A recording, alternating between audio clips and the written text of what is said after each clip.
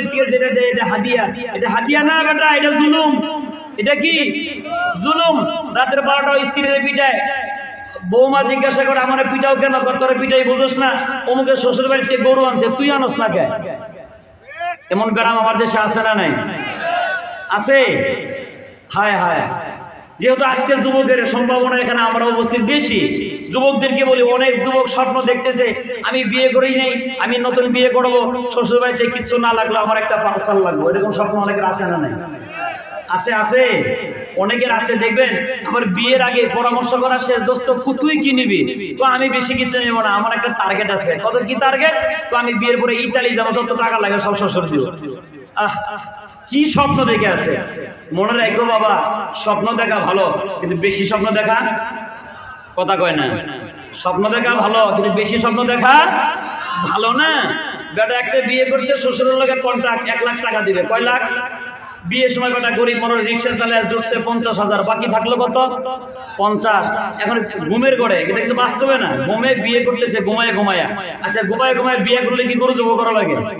কথা বোঝেন নাই? গরু জব করা লাগে? আবার ঘুমায় ঘুমায় কেউ যদি দেখবেন নির্বাচন হইতেছে দেশে, ঘুমাইছে, আমিও এমপি ইলেকশন করতেছি, ঘুমায় ঘুমায়, কয়টা ভোট লাগবো? এমনি লাগে না, আরো ঘুমে। বুঝেন নাই কথা?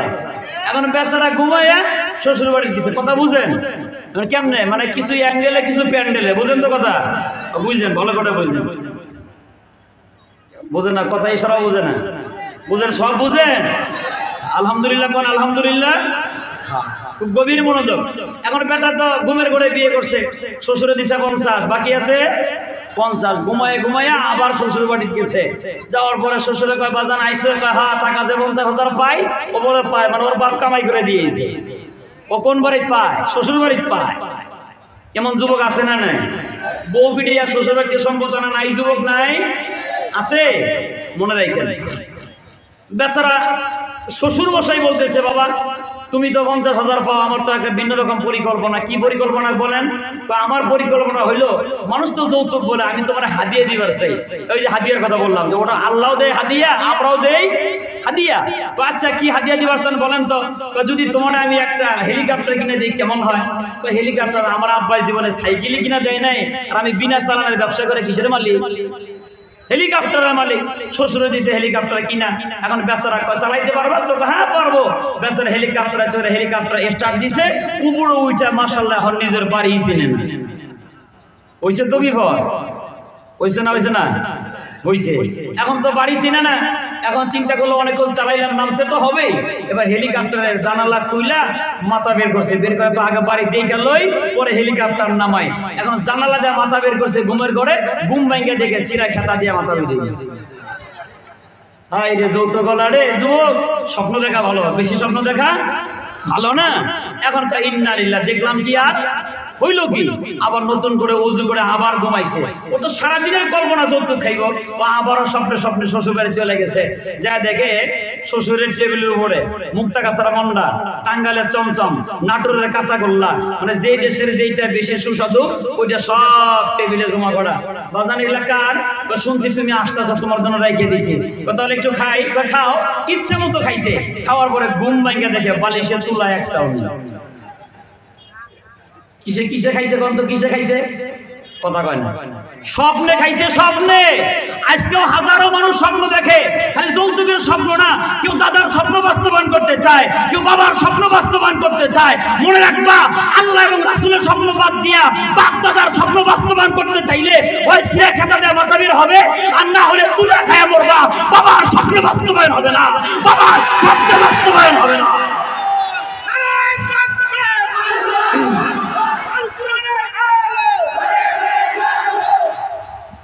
আলহামদুলিল্লাহ বলেন আলহামদুলিল্লাহ। স্বপ্ন দেখা ভালো, বেশি স্বপ্ন দেখা ভালো না। এই জন্য যুবক, স্বপ্ন দেখো আল্লাহ এবং তার রাসূলের দেওয়া স্বপ্ন, স্বপ্ন দেখো কোরআনের স্বপ্ন, কিসমত ভালো হয়ে যাবে। আর যদি বাপ দাদার স্বপ্ন নিয়ে ব্যস্ত থাকো, ওই সিরা খেতা দিয়ে মাথা বেরিয়ে গো, আর না হলে তুলা খায়া মরার সম্ভাবনা। আমার নাম রাখছে হাদিয়া। কি নাম রাখছে? ওটা হাদিয়া না জুলুম? কথা বলেন, হাদিয়া না জুলুম? আজকের পর থেকে যৌতুক খাবো না। কারা কারা হাত তুলে দেখে তার লাগে? আরে চাচারাও হাত তুলতেছে, আপনারা দেয় কেনা? আলহামদুলিল্লাহ কোন আলহামদুলিল্লাহ। মানে চাচায় হাত তুলে বুঝাইছে যে হুজুর আমি খাই নাই, ছেলেটা দিয়েও আনবো না। আলহামদুলিল্লাহ কোন না। আরে যুবক তাকায় হাসতেছে যে চাচায় হাত তুলছে। আরে বেটা চাচায় হাত তোলার মানে আছে নাতিরি দিয়ে আনতো না, আর চাচার যে ছেলে আছে তারে দিয়েও আনবে না বেটা। ইনশাল্লাহ বলে ইনশাল্লাহ। তাহলে আমরা আল্লাহর কাছে ওয়াদা করি রব্বে কারিম, বলি সবাই রব্বে কারিম। আমরা নতুন করে যারা বিবাহ করতেছি শ্বশুর বাড়ি থেকে জোর করে যৌতুক আনবো না ইনশাআল্লাহ। যেন এই ওয়াদার উপর আমাদের থাকার তৌফিক দান করেন বলে আমিন। মায়ের বাবারা খুব খুশি, এরকম ওয়াজ প্রত্যেক রাখতে দরকার। হ্যাঁ বেড়াও খুব খুশি, আপনি খুব খুশি। মনে রাখেন আপনার মায়া জামাই বাড়ি আদরে থাকবে ততক্ষণ, আপনি ছেলেরে আদর করবেন যতক্ষণ ইনশাআল্লাহ। গভীর মনোযোগ। হাদিয়া কে পাঠাই দিয়েছেন? আল্লাহ রাব্বুল আলামিন বলেন জিবরাইল তাড়াতাড়ি যা। বন্ধু বন্ধুকে হাদিয়া দিলে বন্ধু যেমন মন খুশি হয়, শ্বশুর যেমন জামাইকে হাদিয়া দিলে জামাই বড় খুশি হয়। আপনি এটাও বুঝেন জামাই যদি হাদিয়া দেয় শ্বশুরও বড় খুশি হয়। কিন্তু জামাই খালি হাদিয়া নিব কিন্তু শ্বশুরে এরকম গ্রাম আছে না নাই? শুধু আমরা জানি স্বাধীনতার পরে জামাইরা শুধু গরু নিছে, মাগার কোন জামাই শ্বশুরে গরু দেয় নাই। দিছে কেউ? ওই বড় জোর শ্বশুর মশাই আইলে 1 কেজি গরুর গোশত এনে খাওয়াই দিছে, এর চেয়ে বেশি কিছু কপালে নাই। অথচ দেখেন একটা মেয়ে কিন্তু একটা বাবার কলিজা, একটা মেয়ে আপনার কাছে দেওয়া মানে কি বাবার কলিজাটাই আপনাকে দিয়ে দিছে। আর আমরা কি মনে করি আরে কি দিছে, একটা মাই এই দিছে। আর মাঝে মাঝে বলে গায়ের তোর বাপ কি দিছে, আরে কি দিছে মানে তোমার রাগ দমন করার মেশিন দিছে। আলহামদুলিল্লাহ কোন বেটা। হ্যাঁ আল্লাহু আকবার, কি নিয়ামত আল্লাহ তাআলা দিলেন। আর মাঝে মাঝে বেডি রেখা তোর বাবা আমারে কি দিছে, হায় হায় কপাল পোড়া। তুমিও মনে রাখো তোমার ঘর বেডি হলে তোমার জামাই করো তোর বাবা আমারে কি দিছে। যেমন কর্ম তেমন ফল। আল্লাহ আমাদের সবাইকে সহিহ দান করেন। তাহলে একজন আরেকজনকে হাদিয়া দিলে সবাই খুশি হয় তো। এবার আল্লাহ নবীকে হাদিয়া কে দিচ্ছেন? আল্লাহ নিজে দিচ্ছেন। রব্বে কারিম বলেন পয়গম্বর এই যে হাদিয়া দিলাম আপনাকে আমি আল্লাহ, এ জিবরাইল এই যে হাদিয়া নিয়ে যা, হাদিয়ার নাম সূরা কাউসার। আমার বন্ধু বড় টেনশনে পড়ে আছে, আমার বন্ধু ভেবেছে আমি আল্লাহ আমার বন্ধুকে বলে গেছি, ভুলি নাই। এই যে আমার বন্ধুর উপর খুশি হইয়া আমি আল্লাহ তাআলা বন্ধুর উপরে সূরা কাউসার নাজিল করে দিলাম। এটাকে বলা হয় শানে নজুল। আল্লাহ নবীকে দেওয়া হলো গালি, আল্লাহ তাআলা সান্তনা দিয়া আল্লাহর বন্ধুর উপরে সূরা কাউসার নাজিল করে দিয়া বলেন আমার সাথে পড়েন ইন্না আ'তাইনাকাল কাউসার। ও বন্ধু আমি আল্লাহ আপনাকে কাউসার দান করলাম। সুবহানাল্লাহ। এবার কাউসার কি খুতবার ভিতরে হাদিস পড়েছে আল্লাহ নবী বলেন ইন্নী ফাতুকুম আলাল হাউস মান মাররা আলাইয়া শারিবা ওয়া মান শারিবা লাম ইয়াজমা আবাদা। আল্লাহ নবী বলেন হাউজে কাউসার এটা কি জিনিস? এই যে আল্লাহ আমাকে কাউসার দান করলেন এটা কি জিনিস? আল্লাহ নবী বলেন হুয়া হাউজুন, এটা এমন একটা কুয়া যে কুয়ার কিনারায় আমি আল্লাহর হাবিব দাঁড়ায় থাকবো। মান মাররা আলাইয়া শারিবা, আমার কাছে যারা অতিবাহিত হবে সবাইকে আমি পানি পান করাবো। ইনাউহু, আর হাতের মধ্যে বর্তন কেমন হবে? আল্লাহ নবী বলেন আসমানের ভিতরে তারকার সংখ্যা হবে যত, ওই হাউজে কাউসারের পান করার জন্য পিয়ালা হবে তত।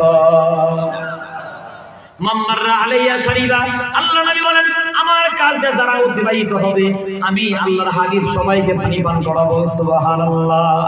এর নাম হলো হাউজে কাউসার। তাফসীরে রুহুল মানির ভিতরে পাওয়া যায় এই যে হাউজে কাউসার মানে সন্তানদেরকে উঠে নেওয়া, এটাকেও কাউসারের নিয়ামত বলে আখ্যায়িত করা হয়। আল্লাহ তাআলা যেন তার বন্ধু সরওয়ার দাওরকে বুঝাইলেন, ওগো বন্ধু আপনি বলেছেন আনা খাতামুন নবীন লা নবিয়্যা বাদি, আমি সর্বশেষ নবী, আমার পর আর কোনো নবী নাই।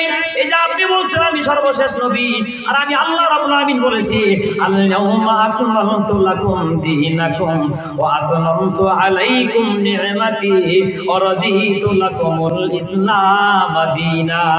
দিন পরিপূর্ণ করে দিলাম, ইসলামকে পূর্ণতায় পৌঁছে দিলাম, নতুন কোন নবী আর আসবে না। আপনিও বলছেন আপনার আর কোন নবী নাই, আমিও বলেছি মা কানা মুহাম্মাদুন আবা আহাদিন মির রিজালিকুম ওয়ালাকির রাসূলুল্লাহি ওয়া খাতামান নবিয়্যিন। আপনি সর্বশেষ নবী। কোরআনে হাকিমেও আমি আল্লাহ বললাম আপনি সর্বশেষ নবী। আর আপনার ছেলেরা যদি দুনিয়ায় বেঁচে থাকে, ছেলে মারা যাওয়ার কারণেই তো আপনার মনে বড় বেদনা। আমার ছেলেরা বাঁচে না, মেয়েরা বাঁচে। আমি আল্লাহ তাআলা কারণগুলো বলে দেই। ওগো বন্ধু, আপনার ইতিপূর্বে যারা নবী ছিলেন সব নবীদের সন্তানেরাও নবী ছিলেন। সুবহানাল্লাহ। আদম আলাইহিস সালাম নবী ছিলেন, আদম নবীর ছেলেরাও নবী ছিলেন, ঈসা পয়গম্বরের ছেলেরাও নবী ছিলেন, ইব্রাহিম আলাইহিস সালামের ছেলেরাও নবী ছিলেন, ইয়াকুব আলাইহিস সালামের ছেলেরাও নবী ছিলেন। আপনি নবীর ছেলেরা যদি 40 বছর হায়াত পায়, হয় নবুয়ত দেওয়া লাগবে, না হয় নবুয়ত দেওয়া হবে না। দুইটার যে কোনো একটা। ও নবীজি, যদি আপনার পরে আপনার সন্তানদেরকে যদি নবুয়ত দেওয়া হয়, ওই যে আবু জাহেল দাঁড়ায় বলবে মুহাম্মদ যে বলছে আমি সর্বশেষ নবী, তাহলে তার ছেলে নবী হইল কি করে? মুহাম্মদ তো মিথ্যাবাদী। নাউজুবিল্লাহ। তাহলে এটা ওদের জন্য একটা কি হয়, ক্লাস হয়, একটা হয়ে যায়। কেন? আবু জাহেল দাঁড়ায় দাঁড়ায় বলবে আরে মুহাম্মদ তো বলছে আমি সর্বশেষ নবী, মুহাম্মদের আল্লাহ বলছে আমি সর্বশেষ নবী, তাহলে মুহাম্মদের পরে মুহাম্মদের ছেলে যে নবী হইল, মুহাম্মদের আল্লাহ মিথ্যা কথা কয়, নাউজুবিল্লাহ, মুহাম্মদ মিথ্যা কথা কয়। এরকম একটা পয়েন্ট থাকতো তো যদি নবুয়ত দেওয়া হতো। আর যদি ওগো বন্ধু আপনার ছেলে যদি 40 বছর পদার্পণ করার পরে নবুয়ত যদি আপনার ছেলেকে না দেওয়া হয়, আবু জাহেল দাঁড়ায় বলবে এটা বলে সর্বশ্রেষ্ঠ নবী, ওর একটা ছেলেও তো নবী হইল না, নবুয়ত দিলেও দোষ। বুঝেন নাই মনে হয় আমার কথাটা? 40 বছর পরে নবুয়ত তোমার ছেলেকে দিলেও সমস্যা, না দিলেও সমস্যা। আর যদি বাল্য বয়সের ছেলেগুলা উঠে নেই তাহলে তার কোনো সমস্যা থাকে না। এজন্য আল্লাহ রাব্বুল আলামিন বলেন ইন্না আতাইনাকাল কাউসার, আমি আল্লাহ আপনাকে কাউসার দান করলাম, মানে বিশাল বড় একটা নিয়ামত দান করলাম। আপনি বলছেন সর্বশ্রেষ্ঠ, আপনি নবী, আপনার শ্রেষ্ঠত্ব টিকিয়ে রাখলাম। বলছেন সর্বশেষ নবী, এটাও আমি আল্লাহ টিকিয়ে রাখলাম। আমি বলেছি আপনার পরে নবী নাই, এটাও টিকিয়ে রাখার জন্য আপনার মেয়েদেরকে বাঁচায় দিলাম, আপনার ছেলেদেরকে বাঁচাইলাম না। তাহলে ছেলে মারা যাওয়াটা নবীর জন্য লাভ না লস? আর আওয়াজটা বলেন লাভ না লস? নবীর জন্য অবশ্যই এটা লাভ, কিন্তু ওরা এটা বোঝে নাই, ওরা আসলে এটা বোঝে নাই। গভীর মনোযোগ। আল্লাহ রাব্বুল আলামিন নবীর ইজ্জত সন্তানের মাধ্যমেও বাড়াইতে পারেন, আবার সন্তান উঠে নিয়েও বাড়াইতে পারেন। ওরা বলছিল মেয়েরা বাসে, অথচ মেয়েদের মাধ্যমেও কিন্তু নবীর কেমন সম্মান। ফাতেমা রাদিয়াল্লাহু তাআলা আনহার ঘর থেকে আল্লাহ তাআলা জান্নাতের যুবকদের সরদারিনীর মা বানায়া, জান্নাতের নওজওয়ানদের সরদার বানায়া হাসান হোসেনের বাবা আলীর মাধ্যমে নবীর পরিচয় দুনিয়ায় আছে না নাই? শুধু তাই নয়, আল্লাহ তাআলা ওয়াদা করলেন বন্ধু, ওরা বলতেছে আপনাকে বলে আটকুড়া দুনিয়া থেকে মুহাম্মদ মারা যাওয়ার পরে মুহাম্মদের নাম থাকবে না। আমি আল্লাহ আর একটা ওয়াদা করলাম, দুনিয়াতে আমি আল্লাহর নাম থাকবে যতদিন। ও নবীজি, আমি আল্লাহর ওয়াদা আপনার নাম থাকবে ততদিন। আজকে ঈশান নামাজের ভিতরে আযানে আল্লাহর নাম আছে না নাই? মুহাম্মদুর রাসূলুল্লাহ শব্দটা আছে না নাই? তাহলে বোঝা যায় আল্লাহর নাম দুনিয়ায় থাকবে যতদিন, আমার আপনার নবীর নাম থাকবে ততদিন। কিন্তু অনেকে নামটা মুছে দিতে চায়, এইটা কিন্তু মুছতে পারানো সম্ভব। বুঝবেন কেমনে? অনেক পুরাতন ইতিহাস শোনাই। তাওরাতের একজন হাফিজ তাওরাত কিতাব উল্টাইতে গিয়ে দেখে এক পৃষ্ঠার ভিতরে আল্লাহর নবীর নাম। চিন্তা করলো তাওরাত কিতাব, এখানে আমাদের ঈসা নবীর নাম থাকার কথা, মুহাম্মদ থাকবে কেন? সুন্দর করে মুছে ফেললো। মোছার পরে পাতা উল্টায় দেখে পরের পাতায় 3 বার লেখা মুহাম্মদ সাল্লাল্লাহু আলাইহি ওয়াসাল্লাম। একবার মুছে দিল, উঠলো কয়বার? 3 বার। ওই 3 বার মোছার পরে আবার পাতা উল্টায় দেখেন 9 বার। সুবহানাল্লাহ। বেচারার মাথা গরম হয়ে গেল। পরবর্তী সময়ের ভিতরে একজন বড় পাদ্রীর কাছে গিয়ে বলে, হুজুর আমার একটা বিপদ থেকে উদ্ধার করেন। কি উদ্ধার? দেখো, এই যে দেখো তাওরাত কিতাবের ভিতরে একটা নাম দেখি মুহাম্মদ, এটা একবার মুছলে পরের পাতায় 3 বার দেখা যায়, পরের পাতা তখন 3 বার মুছি, তারপরের পাতায় 9 বার দেখা যায়। ওই তাওরাতের হাফেজ ওই পাদ্রী ডাকতে বলে, এমন এক জায়গায় নাম নিছস, খবরদার এইটার নামটা আর মুছিস না। মুছতে মুছতে গোটা তাওরাতের ভিতরে মুহাম্মদ থাকবে, আর একটা শব্দ বাকি থাকবে না। আল্লাহ তাআলা বুঝিয়ে দিলেন, আগের জামানার ভিতরে নবী মুহাম্মদের নাম আমি আল্লাহ হেফাজত করেছি, তা আমার পর্যন্ত বন্ধু টেনশন করে কোনো লাভ হবে না। আমি আল্লাহর নাম থাকবে যতদিন, ওয়াদা করলাম আপনি নবীর নাম থাকবে ততদিন। এটাকে বলা হয় কাউসার। আল্লাহ সান্ত্বনা দিয়া বলে এই যে দেন নিয়ে নেন, সান্ত্বনা দিয়ে দিলাম, ইন্না আতাইনাকাল কাউসার, ও নবী আমি আল্লাহ আপনাকে কাউসার দান করলাম। সুবহানাল্লাহ। কে দান করলেন? আবার আয়াতের অর্থটা বুঝি, ইন্না আতাইনাকা, আমি আল্লাহ আপনাকে দিছি। তাহলে বোঝা যায় আল্লাহ দিলে নবী পায়, আল্লাহ না দিলে নবীও পায় না। কিন্তু আমরা কিন্তু আল্লাহ না দিলেও খাজা মা করে দেয়। কি কথা কয় না? কথা কয় না? হুজুর এখন জায়গা মতো গেছে না? তারা চিন্তা করেন, ভাষা বুঝেন। আল্লাহ কি বলতেছেন? ইন্না আতাইনাকা, নিশ্চয়ই আমি আল্লাহ আপনাকে দিছি। তাহলে বোঝা যায় আল্লাহ না দিলে নবীও পায় না। তাহলে আপনি কোন যুক্তিতে এটা কইলেন? দে রে বাবা দে। হ্যাঁ, একটা বেটা দে, কামাই খাওয়ার আশা নাই, মাটি দিবার দে। কার কাছে গেছে? খাজার কাছে। খাজার বাপেরও ক্ষমতা নাই। আল্লাহ যদি, কথা কয় না, আল্লাহ যদি, এই জন্য আল্লাহ যদি দেয় বান্দায় পাইব, আর আল্লাহ না দিলে বান্দায়ও পাইতো না। আল্লাহ নবীকে যা কিছু দেওয়ার কে দিছেন? আল্লাহ নবী যা কিছু পাওয়ার কার থেকে পাইছেন? তাহলে নবীকে যে আল্লাহ দিচ্ছেন ওই আল্লাহ এখনো আছে না নাই? তাহলে আমাদেরকেও দিবেন কিনা? দিবেন যে বুঝবেন কেমনে? আল্লাহর পয়গম্বর হযরত ইউনূস আলাইহিস সালাম কিচ্ছা সবার জানা, ছিলেন মাছের পেটে, বাঁচাইছেন কে? বাচ্চার জন্য সাহায্য চাইছিলেন কার কাছে? কি বলছিলেন? লা ইলাহা ইল্লা আনতা সুবহানাকা ইন্নী কুনতু মিনাজ জালিমিন। আল্লাহ তুমি ছাড়া কোনো মাবুদ নাই। আল্লাহ বড় খুশি হয়ে গেলেন। আল্লাহ ডাকতে বলেন ফাস্তাজাবনা লাহু, আমি আল্লাহ আমার পয়গম্বরটাকে সাড়া দিলাম। শুধু সাড়াই দিলাম না, আল্লাহ রাব্বুল আমিন বলেন ওয়া নাজাইনাহু মিনাল গাম, আমি আল্লাহ ওই বিপদ থেকে আমার পয়গম্বরকে বাঁচাইলাম। শুধু পয়গম্বরকে বাঁচাই নাই, এইভাবে পয়গম্বর যেমনে চাইছে সারা দুনিয়ার মানুষরাও যদি এমনি চায়, আল্লাহ বলেন ওয়া কাযালিকা নুনজিল মুমিনিন, নবীকে আমি আল্লাহ যেমনে দিছি সারা পৃথিবীর মুমিনদেরকেও তেমনে দিব। সুবহানাল্লাহ। এটা আল্লাহর ওয়াদা। কিন্তু আমরা চাইতে জানি না, আল্লাহর কাছে না চাই কার কাছে? খাজার কাছে। এই জন্য চাইতে হবে কার কাছে? আল্লাহর কাছে। আল্লাহ বলেন ইন্না আতাইনাকা, ও বন্ধু আমি আপনাকে দিলাম। কি দিলাম? কাল কাউসার, কাউসার দান করলাম। এই যে নিয়ামত আপনাকে দান করলাম। এই যে সন্তান হারায়া কাঁদতেছেন, একটা সন্তান দুনিয়াতে মরে যায়, কান্না শুরু করে দেন। আবার আরেকটা সন্তান মারা যায়, কান্না শুরু করে দেন। আরেকটা মরে যায়, কান্না শুরু করে দেন। এটা আপনার জন্য ক্ষতির কারণ নয়। কিয়ামতের ময়দানে এই সন্তানেরাই আপনি নবীর জন্য সুপারিশকারী হবে। সুবহানাল্লাহ। বুঝবেন কেমনে? আরো একটা হাদিস শুনে কষ্ট হয়ে গেছে। আল্লাহ নবীকে প্রশ্ন করা হলো, ও নবীজি আপনাকে বলা হয় শাফিউল মাজনাবিন, গুনাহগারদের গুনার জন্য আপনি মাফ চাইবেন। সুবহানাল্লাহ। গুনাহগারদের গুনাহ মাফ কে চায়? কোরআনে আরেকটা আয়াতে কারিমার ভিতরে আল্লাহ রাব্বুল আমিন বলেন ওয়ালাউ আন্নাহুম ইয যালামু জাউকা ফাস্তাগফিরুল্লাহ ওয়াস্তাগফারা লাহুমুর রাসূল লাওয়াজাদুল্লাহা তাওয়াবার রাহিমা। আল্লাহ রাব্বুল আমিন বলেন যদি তোমরা কেউ গুনাহ করো, আমার নবীর কাছে যাও, আমার নবীর মাধ্যমে ক্ষমা চাওয়াও, আমার নবী যদি তোমার জন্য ক্ষমা চায়, লাওয়াজাদুল্লাহা তাওয়াবার রাহিমা, আমি আল্লাহকে পাইবা তোমার তওবা কবুল হিসাবে। সুবহানাল্লাহ। এখন কইবেন নবী তো এখন জিন্দা নেই, এখন কই যাব? এবার হাদিস শরীফ বলেন, আল্লাহ নবী বলেন আমার তিরোধানের পরে, দুনিয়া থেকে বিদায় নেওয়ার পরে, কোন বান্দা গুনাহগার হওয়ার পরে আমি নবীর উপর যে দুরূদ শরীফ পড়ে, দুরূদ শরীফ পড়ার পরে ওই বান্দা যদি আমার রওজার কাছে আসে, আমার রওজায় যদি সালাম শোনায়, আমি আল্লাহর হাবিব ওর সালাম শুই না, ওর গুনাহের ব্যাপারে আমার আল্লাহর কাছে বলি। এখন কইবেন যে আমরা এতগুলা মানুষ, আমরা অনেক মানুষ, আমরা হাজারো মানুষ, এতগুলো উম্মতের ভিতরে নবী কয়জনেরটা শুনবে? আর এক হাদিসের ভিতরে সাহাবী জিজ্ঞাসা করে হুজুর এটা কিভাবে সম্ভব? আল্লাহ নবী বলেন শোনো, আমার তিরোধানের পরে, আমি দুনিয়া থেকে বিদায় নেওয়ার পরে যখন রওজার ভিতরে শায়িত থাকবো, আমার রওজার পাশে আল্লাহ রাব্বুল আমিন একজন ফেরেশতা দাঁড় করা রাখবেন। तमाम পৃথিবীর জমিনে উম্মতের সংখ্যা হবে যত, আল্লাহ তাআলা ওই ফেরেশতার কানের সংখ্যা দিবেন তত।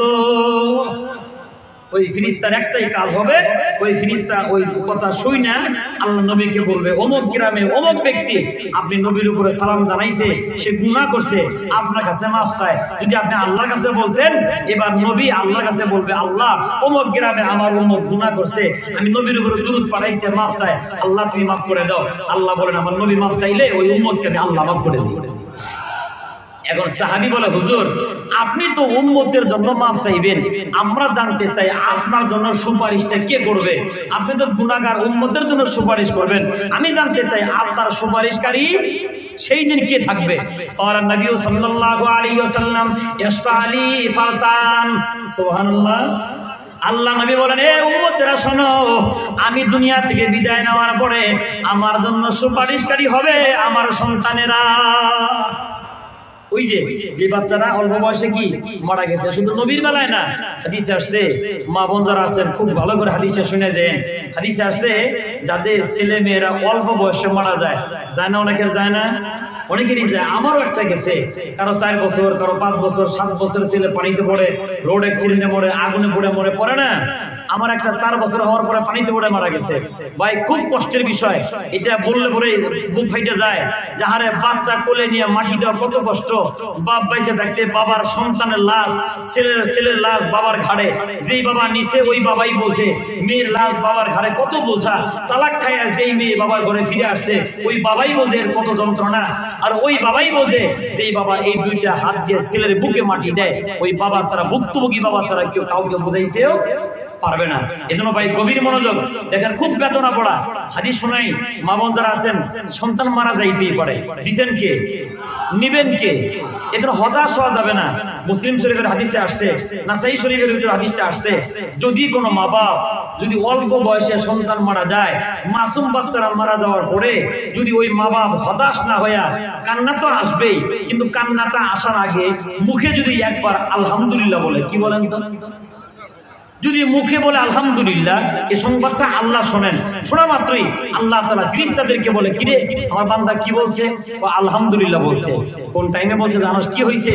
আল্লাহ ওর কলিজার ধন হারায় গেছে, কলিজার সেরা ছাতা ফাইটা যায়, এরপর আলহামদুলিল্লাহ বলছে। আল্লাহ তাআলা ফেরেশতাদেরকে বলেন, আমার যে বান্দা বান্দিরা দুনিয়াতে এই মাসুম বাচ্চা হারাইয়া আলহামদুলিল্লাহ বলছে, আর দেরি করিস না, এ ফেরেশতারা দলেরা তাড়াতাড়ি যা, এই মা বাবার জন্য জান্নাতের ভিতরে একটা বাড়ি বানায়, জান্নাতে একটা বাড়ি বানায়। কি নিয়ামতের হাদিস শোনাইলাম ভাই, আমল হবে তো ইনশাআল্লাহ। আল্লাহ না করুক যদি আমাদের কারো বাচ্চারা মরে যায়, চিল্লানি দেওয়ার আগে বলবেন আলহামদুলিল্লাহ, পরে চিল্লাইবেন, আগে কি বলবেন? আলহামদুলিল্লাহ। যদি বলতে পারেন, আল্লাহ তাআলা ফেরেশতাদেরকে বলেন, লেখ ওর আমলনামার ভিতরে আলহামদুলিল্লাহ বলছে। বাইতুল হাম মানে জান্নাতের ভিতরে বাড়ি বানাইছস, ওখানে একটা গেট বানা, গেটের মধ্যে লিখে রাখ বাইতুল হাম মানে প্রশংসার ঘর। এই মাসুম বাচ্চা হারাইয়াও যারা আলহামদুলিল্লাহ বললো, আমি আল্লাহ তাআলা এই প্রশংসার ঘরের মালিক তাদেরকে বানায় দিলাম। সুবহানাল্লাহ। এজন্য ভাই আমরা গভীর মনোযোগ, যে কথাটা বলতেছিলাম, অবশ্যই মাসুম বাচ্চারা মা বাবার জন্য নিয়ামত, দুনিয়ায় পয়সা থাকতেও নিয়ামত। এই মাসুম বাচ্চা যদি মরে যায়, এটাও মা বাবার জন্য। এজন্য আল্লাহর হাবিব বলেন, এ মায়ার উম্মতেরা শোনান, তার মধ্যে কঠিন মুসিবতের দিনে যদি কারো মাসুম বাচ্চা দুনিয়া থেকে বিদায় হয়ে যায়, এই মাসুম বাচ্চার হাসরের ময়দানে দাঁড়ায় বলবে, ওগো রব্বে কারীম, আমার মা বাপকে আইনা দাও। আল্লাহ রাব্বুল আমিন বলবেন, কি করবা? ওই মাসুম বাচ্চারা সেই দিন কিয়ামতের কঠিন মুসিবতের দিনে মা বাবার জন্য সুপারিশকারী হবে। সুবহানাল্লাহ। কিন্তু এখন একটা কথা কইতে পারেন, হুজুর আমার তো একটা ছেলে মারা গেছে, তাইলে তো আমার এখন নামাজ রোজার আর দরকারই নেই, কি মনে করেন? আমার তো ছেলেরা মরেই গেছে, আমার তো আর টেনশন নাই, এখন তো আমার চিন্তা ভাবনা নেই, নামাজের কোনো প্রয়োজনও নাই। পরবর্তী আয়াতের তরজমা শুনলে বাকিটা বুঝবেন। এতক্ষণ পর্যন্ত আল্লাহ নবীকে হাদিয়া কে দিলেন? হাদিয়ার নাম সূরা কাউসার। যে আপনাকে এত নিয়ামত দিলাম, যখন আপনি মায়ের পেটে, যে তখন আমি আপনাকে ভুলি নেই। আপনার মা কুয়ার কাছে যাইতে পানি আমি আল্লাহ উপরে উঠিয়ে দেই, আপনার ভালোবাসায় চাঁদ জমিনে নামায় দেই, আর আপনার নাম থাকবে কতদিন? তুমি আল্লাহর নাম থাকবে যতদিন। এই যে নিয়ামত আপনাকে দিলাম, নিয়ামতের নাম কাউসার। সুবহানাল্লাহ বলেন। নিয়ামতের নাম কি? কাউসার। এরপরে আল্লাহ নবীকে আল্লাহ রাব্বুল আলামিন সান্ত্বনা দিয়া বলেন ফাসাল্লি লিরাব্বিকা ওয়ানহার। ওগো বন্ধু, কানলে শুধু চলবে না, ফাসাল্লি লিরাব্বিক, এখন রবের প্রশংসা আদায় করবেন কি কইরা? সন্তান হারায় গেছে, কাঁদলে চলবে না, এখন আপনি কি করেন? ফাসাল্লি লিরাব্বিক, আপনার রবের জন্য আপনি নামাজ পড়েন। সুবহানাল্লাহ। এবার বোঝেন, যেই নবীর জন্য আল্লাহ বড় পাগল, যেই নবীর জন্য আল্লাহর এত ভালোবাসা, যেই নবীর সামনে কোনো গুনাহ নাই, যেই নবীর পিছনে কোনো গুনাহ নাই, আল্লাহ তাআলা ওই নবীকে বলেন ফাসাল্লি লিরাব্বিক, আপনার রবের জন্য নামাজ পড়েন। তাহলে নবীর যদি নামাজ লাগে, উম্মতের নামাজ দরকার আছে না নাই? আছে না নাই? তাহলে আমরা যদি মনে করে সিজদার মতো সিজদা একটা দিলেই হয়, নামাজ পড়বো একদিন, নামাজ পড়ে দুনি হইছে কারা, এমন মুসলমান আমার আপনার সমাজে আছে না নাই? মনে রাখবেন বাবা, নামাজ পড়া ফরজ, এটা বিধান। নামাজ না পড়লে ডাইরেক্ট তাকে কাফের বলা যাবে না, হুকমান যদি সে কাফের হয়। কিন্তু বাবা, নামাজ থেকে কেউ যদি ব্যঙ্গ করে, নামাজ পড়ে ধনী হইল কারা, নামাজ পড়বো একদিন, সিজদার মতো সিজদা একটা দিলেই হয়, এমন কথা বললে সে ডাইরেক্ট বেঈমান হয়ে যায়, ইমানদার থাকতে পারে না, ইমানদার থাকতে পারে না বাবা। এই জন্য নবীর যদি নামাজ লাগে, উম্মতেরও নামাজ লাগে কিনা বলেন? তাহলে কিন্তু যদি উম্মতের নামাজ লাগে, আমরা হাজারো মুসল্লি আইলাম বয়ান শোনার জন্য, সারাদিন 5 ওয়াক্তের 1 ওয়াক্ত নামাজও পড়ি নাই, আজকের এশার নামাজও পড়ি নাই, ফজর পড়ব না নিয়ত করে বসছি, আছে না নাই? নাই নাই আছে। এরকম 1000 মাহফিল শোনা চাইতে বাবা, ফজরের নামাজের একটা সিজদার দাম আল্লাহর কাছে বেশি। এজন্য বয়ান হবে কম, আমল হবে অনেক বেশি। কিয়ামতের ময়দানে সর্বপ্রথম বান্দার নামাজের হিসাব নেওয়া হবে। আল্লাহ নবী বলেন আউয়ালু মা ইউহাসাবু বিহিল আবদু ইয়াউমাল কিয়ামাতিস সালাত। কিয়ামতের ময়দানে সর্বপ্রথম বান্দার নামাজের হিসাব নেওয়া হবে কিসের? আওয়াজ দেন, কিসের? নামাজের। বাস, কর্তৃপক্ষের যে নির্দেশ এটাও বাস্তবায়ন করা হবে। 2 মিনিট। নামাজ যদি সুন্দর হয় কি ফায়দা? আল্লাহ রাব্বুল আলামিন বলেন, যদি কোনো বান্দার নামাজ বড় সুন্দর হয়, বান্দার আমল যদি বড় সুন্দর হয়, বান্দা দুনিয়াতে রিজিক নিয়ে টেনশন করে, মাথার ঘাম পায়ে ফেলায়, রিজিকের মধ্যে বরকত হচ্ছে না, আমার আল্লাহ শোনায় দিলেন, ও বন্ধু, উম্মতদেরকে শিখায় দেন, উম্মতের নামাজ যদি সুন্দর হয়, ওই বান্দার হায়াতের গ্যারান্টি দিব আমি আল্লাহ। বান্দার নামাজ যদি বড় সুন্দর হয়, ওই বান্দার রিজিকের গ্যারান্টি দিব আমি আল্লাহ। সুবহানাল্লাহ। আমল কয়টা? নামাজ যদি সুন্দর হয়, আমল যদি বড় সুন্দর হয়, আল্লাহ রাব্বুল আমিন বলেন মান আমিলা সালিহাম মিন যাকারিন আও উনসা ওয়া হুয়া মুমিন ফালানুহিয়ান্নাহু হায়াতান তাইয়্যিবা ওয়া লানাজজিয়ান্নাহুম আজরাহুম বিআহসানি মা কানু ইয়ামালুন। আল্লাহ রাব্বুল আমিন বলেন, ঈমান আনার পরে কোন বান্দার আমল যদি বড় সুন্দর হয়, ঈমান আনার পরে কোন বান্দার যদি আমল আর ঈমান যদি বড় সুন্দর হয়, ফালানুহিয়ান্নাহু হায়াতান তাইয়্যিবা, আমি আল্লাহ তাআলা তার হায়াতের গ্যারান্টি দিব। হায়াতের গ্যারান্টির 1 নম্বর অর্থ হলো আয় রিজকান হালালান তাইয়্যিবা, আমি আল্লাহ ওই বান্দাকে দুনিয়ায় বড় উত্তম রিজিক দিব। সুবহানাল্লাহ। বুঝবেন কেমনে? মজার একটা হাদিস শোনাই বাবা। বদর যুদ্ধের ভিতরে বিজয় হলো মুসলমানদের। বদর যুদ্ধ থেকে মুসলমানরা যখন ফেরত আসতেছেন গনিমতের মাল নিয়ে, কাফের দলেরা পিছন দিক থেকে একজন সাহাবীকে আক্রমণ করলেন, আটকায় রাখলেন। তার নাম হলো খুবাইব। কি নাম বললাম? গোপনা হাদিস। হযরত খুবাইব রাদিয়াল্লাহু তাআলা আনহুকে গ্রেফতার করে ওরা জেলখানার ভিতরে আটকে রাখলো। খাবারের যখন সময় হয়, একটা পেয়ালার ভিতরে মদ আর এক পাত্রের ভিতরে সুরের গোশত নিয়ে যায়, বলে খুবাইব এই যে তুমি খাবার খাও, কিন্তু আল্লাহর বান্দা ওই হারাম খাবার খায় না। খায় কি? এইভাবে যখন 40 দিন আটকে রাখার পরে জল্লাদ আইসা ডাকতে বলে, আগামীকাল তোমাকে ফাঁসির কাছে ঝুলায় দেওয়া হবে। ডান বামে তাকায় দেখে সকালের খাবার বিদ্যমান, সন্ধ্যার খাবার বিদ্যমান। অমনি ডাকতে বলে, খুবাইব এই যে তোমারে খাবার দিলাম, খাবারগুলো কি তুমি খাও নাই? খুবাইব বলে, না না না, এই খাবার মুসলমানদের জন্য শোভনীয় নয়, যার কারণে খাবারটা আমি খাই নাই। তাহলে তুমি বাঁচলা কেমনে? ফাতেমা নামক একজন রমণী ওই জেলখানার ভিতরে ছিলেন। তোরে আসার পরে বলে, এই নাদানের দলেরা বুঝলে না, খাবারের যখন প্রয়োজন হয়, আল্লাহর বান্দার যখন ক্ষুধা লাগে, আমি তাকায় দেখি আল্লাহর বান্দা নামাজে দাঁড়ায় যায়। নামাজ শেষ হওয়ার পরে ডানে বামে যখন সালাম ফিরায়, সালাম শেষ হওয়ার পরে যায় নামাজের দিকে তাকায় দেখে বিনা মৌসুমের খাবার কে যেন তার যায় নামাজের ভিতরে দিয়া যায়। এই বাবা আওয়াজ দিয়ে বলেন কে দিয়ে যায়? আমার আল্লাহ ডাক দিয়ে বলেন ফালানুহিয়ান্নাহু হায়াতান তাইয়্যিবা, পবিত্র হায়াত আমি আল্লাহ তাকে দান করে দেই। মানে পবিত্র রিজিক আমি আল্লাহ খাওয়াই, হারাম রিজিক খাওয়া লাগে না। এইভাবে 40 দিন যাওয়ার পরে এবার পবিত্র হায়াত আল্লাহ কেমনে দেয় লক্ষ্য করে দেখেন। খুবাইব রাদিয়াল্লাহু তাআলা আনহুকে 40তম রাতে পার হয়ে যাওয়ার পরে সকালবেলা যখন শুলে চড়ায় দেওয়া হবে, খুবাইবকে ডাক দিয়ে বলে খুবাইব তোমার কি জীবনের কোনো শেষের ইচ্ছা আছে? হযরত খুবাইব বলে না না না, আমার জীবনে কোনো শেষ ইচ্ছা নাই, আমার জীবনের একটাই শেষ ইচ্ছা, সেটা হলো আমি আমার নবীর জন্য আমার আল্লাহর জন্য 2 রাকাত নামাজের পারমিশন চাই। সুবহানাল্লাহ। নামাজ শেষ করলেন, চুলের ভিতরে চড়ায় দেওয়া হলো। হাদিস শরীফের ভিতরে পাওয়া যায় খুবাইব রাদিয়াল্লাহু তাআলা আনহুকে চুলের ভিতরে চড়ায় দেওয়ার পরও আরো 40 দিন ওই কাফেরের দলেরা চুলে রাখলো। রোদ আসলে পরে শুকায়, বৃষ্টি নামলে পরে ভেজে। জিবরাইল ডাক দিয়া বলেন ওগো বন্ধু, আপনার সাহাবী খুবাইব রাদিয়াল্লাহু তাআলা বদরের একজন দামি সাহাবী চুলের ভিতরে চড়ায় আছে, বলেন না আপনার সাহাবীদেরকে 2-1 জন ডাক না, খুবাইবের লাশটা একটু নামায় আনো। আল্লাহ নবী ডাক দিয়া বলেন এ সাহাবা তোমাদের ভিতরে কেউ কি আছো, আমার খুবাইবের লাশটা তোমরা নিয়ে আসবা।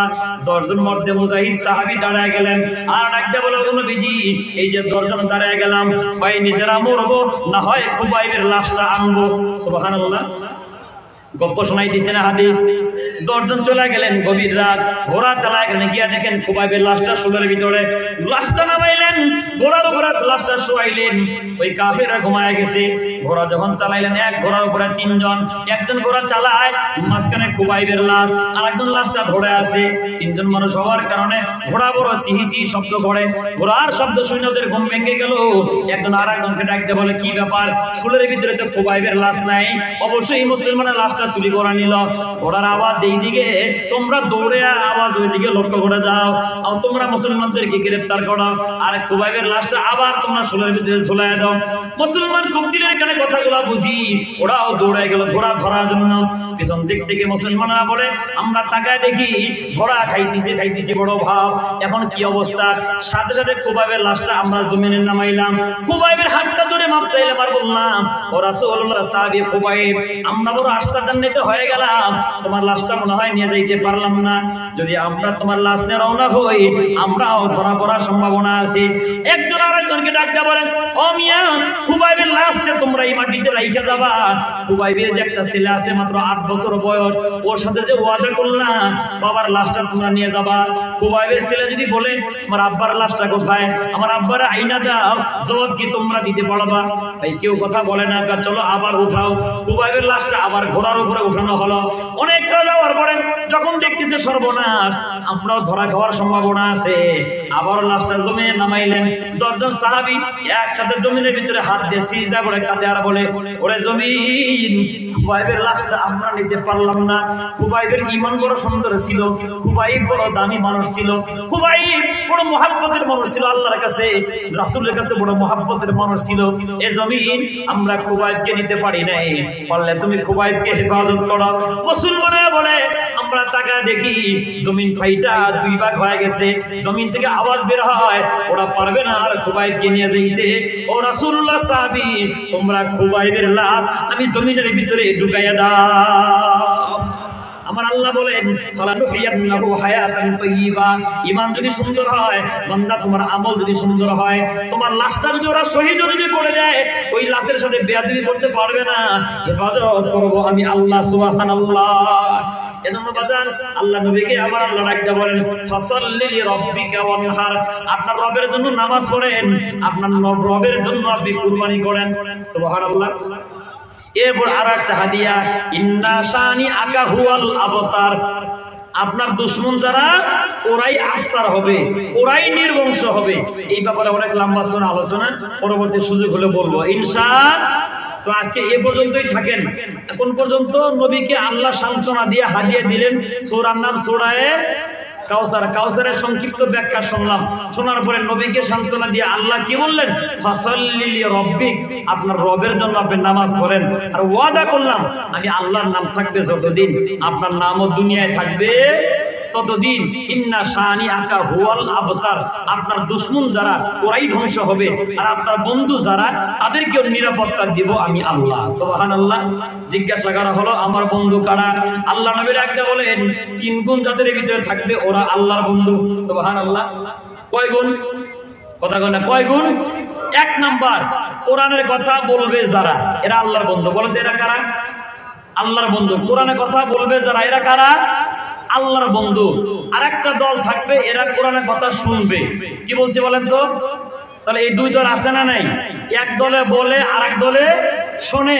3 নাম্বার আরেকটা দল থাকবে, ওই দলে সহযোগিতা করবে। কি করবে?